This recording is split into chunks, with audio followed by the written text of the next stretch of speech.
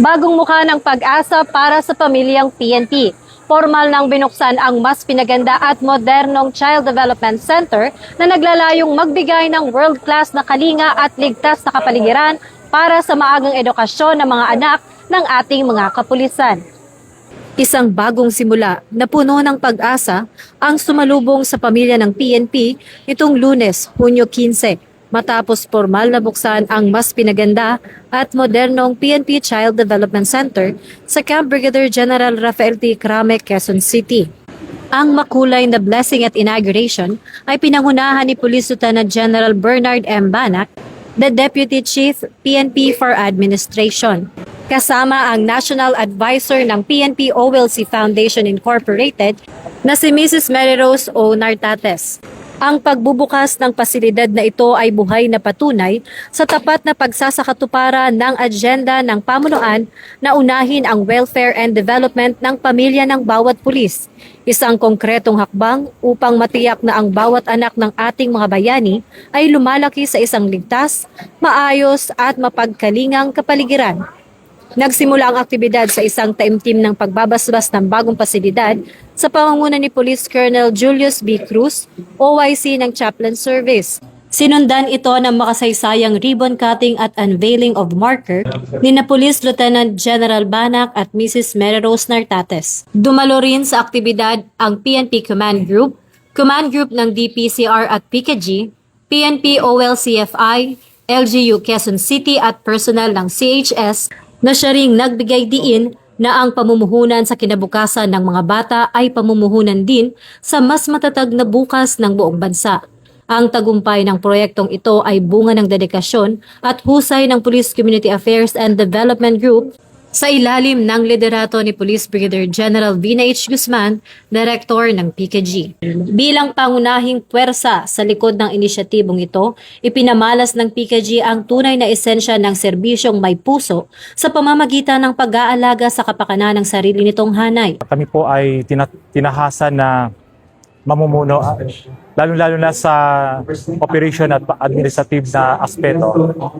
Sa pamumuno ni Police Colonel Luis E. Gisik, itong blessing inauguration ng PNP-CDC, it takes couple of days. Siguro mabilang po sa aking daliri na isang buwan at 3 araw bago ito naisakatuparan. Ngunit nakikita nyo naman medyo may kulang pa.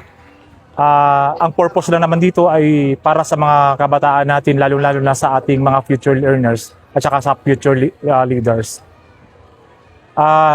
Nagpapasalamat din ako sa suporta ng local government unit ng Quezon City, lalong-lalo na sa pamumuno ni Mayor Joy Belmonte at sa ating Police Chief PNP sa kanyang suporta, lalo-lalo na sa kanyang kabiyak na isa sa nagpasimuno dito sa inauguration na si National Advisor Mary Rose O. Nartates. Siya po ang sumusuporta sa PNP-CDC, lalo na sa inauguration. Dito kayo nagpaaral ngayon kasi para na rin sa malapit sa akin. Maganda po yung amenities po ng school. Nakikita po natin na maganda yung amenities niya. And we know po na maganda din po yung education na mapaprovide po sa mga anak na.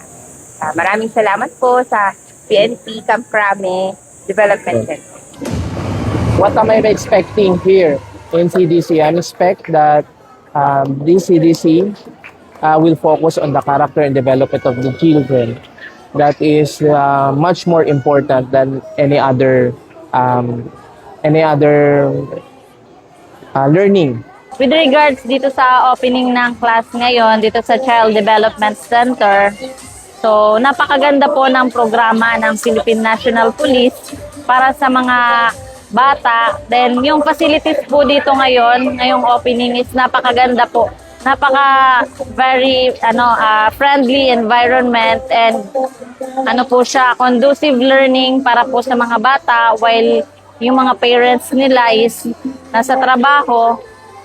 makikita natin na yung mga bata, yung learners is safe dito sa school nito.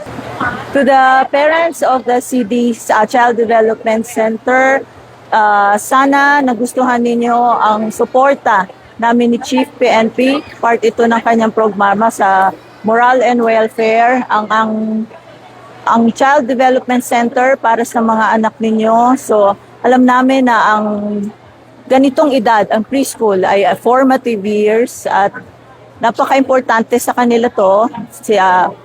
Sila ang may mga panahon na hindi nyo sila nasasamahan dahil dahil kailangan ang inyong tawag na tungkulin.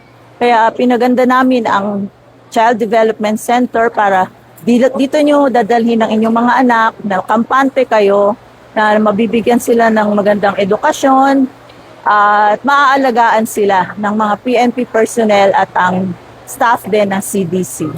So maraming salamat sa suporta nyo sa PNP, sa pagtulong. Ito ay isang aming paraan din para pasasalamat para sa serbisyo nyo sa PNP. At sa mga bata, mga estudyante ng CDC, sana i-enjoy nyo habang kayo'y nag-aaral ang itong bagong Child Development Center. Ito po ay para sa inyo.